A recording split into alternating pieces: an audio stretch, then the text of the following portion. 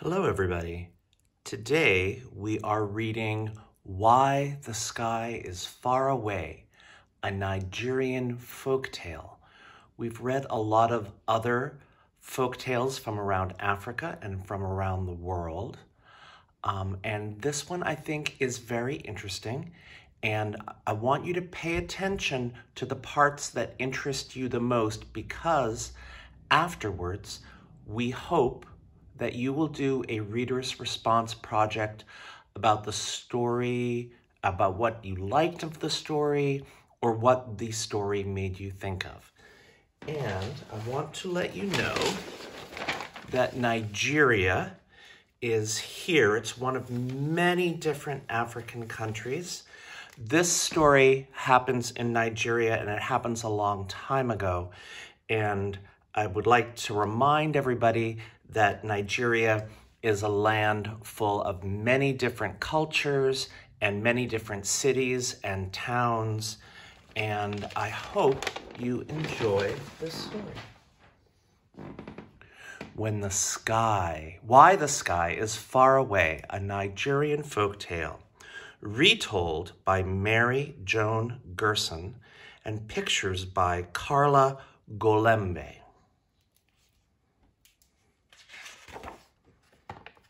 Why the Sky is Far Away. In the beginning, the sky was very close to the earth. In that time, men and women did not have to sow crops and harvest them. They did not have to prepare soup and cook rice. The children did not have to carry water from the stream or gather sticks for the fire. Anybody who was hungry just reached up, took a piece of the sky, and ate it. It was delicious, too.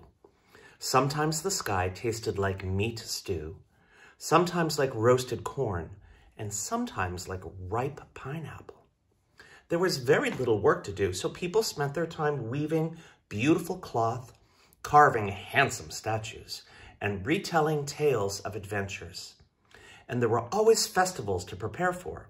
The musicians practiced, the mask makers carved their masks in secret, and everywhere the children watched the preparations in wonder.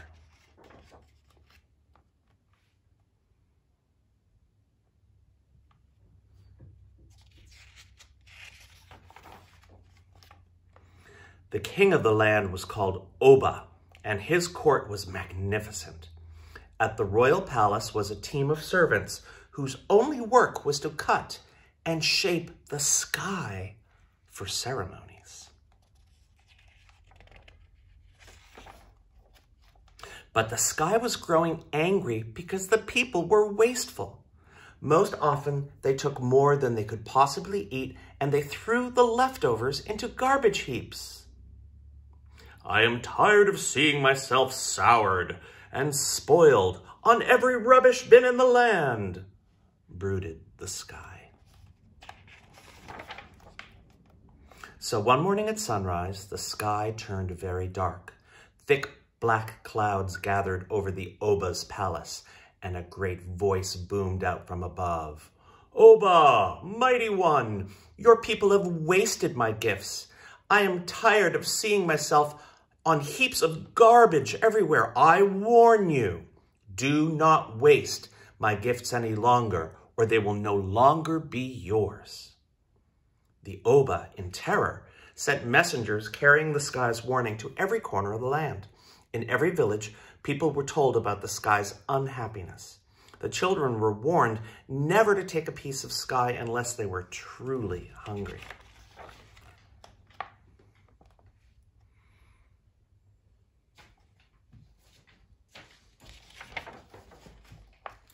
People were very, very careful. That is, for a while. Then the time arrived for the greatest festival of the year. It was the festival that celebrated the power of the Oba. The most important palace dancers performed all through the night, and the Oba himself, in ceremonial robes, danced for his subjects. By the fifth day, there was rejoicing in every home and on every street.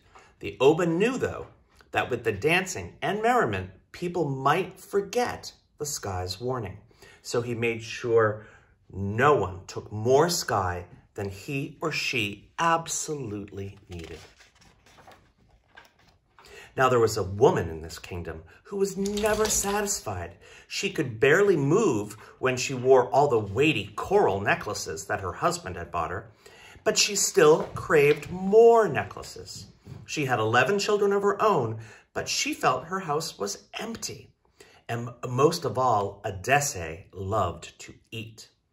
On the very last night of the celebration, Adese and her husband were invited to the Oba's palace. There they danced and ate well past midnight.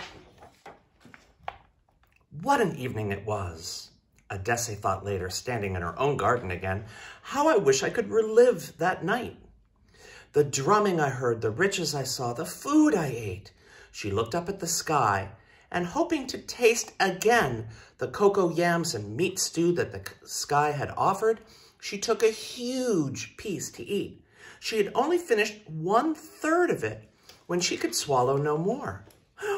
"What have I done?" wailed Adese. "I cannot throw this away. Oh, Tolo!" she screamed, calling her husband. "Come and finish this piece of sky for me."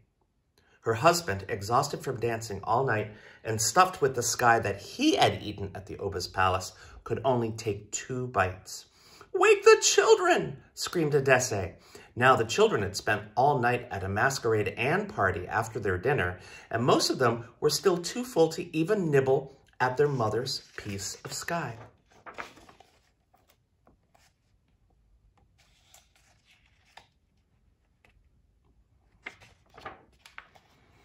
The neighbors were called, and the neighbors' neighbors were called, but Adese still held in her hand a big chunk of sky.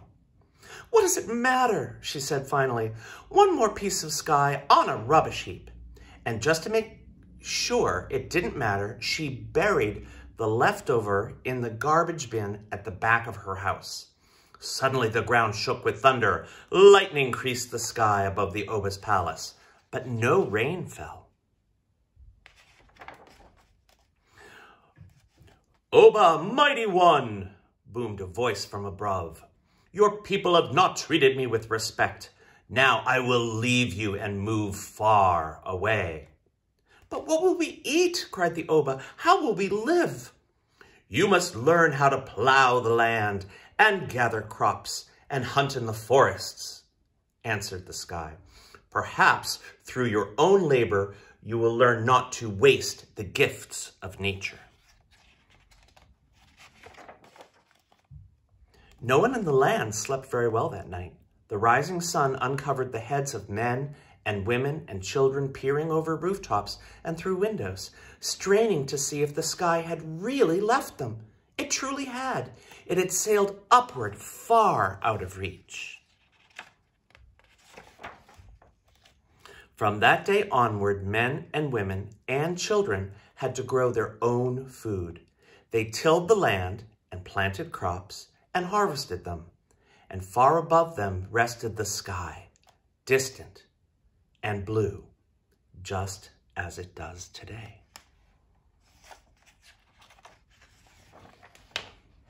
I want to read you also the author's note that tells you a little bit of the history of this story. This story is at least 500 years old. It was first told in Bini, the language of the Bini tribe of Nigeria, which has existed for more than 800 years. The Bini people live today, along with many other tribes, in what is now the country of Nigeria. How interesting is it that the Bini people long ago began teaching their children to respect the earth and the sky. Today, we are very concerned about caring for our planet. We now see, as the wise Bini did then, that the future of nature and its gifts rests in our own hands. I hope you enjoyed that story, and you can make a writing project about the part of the story that you liked the most, or you can make a writing project about how you think you might want to help protect our Earth. Thank you very much.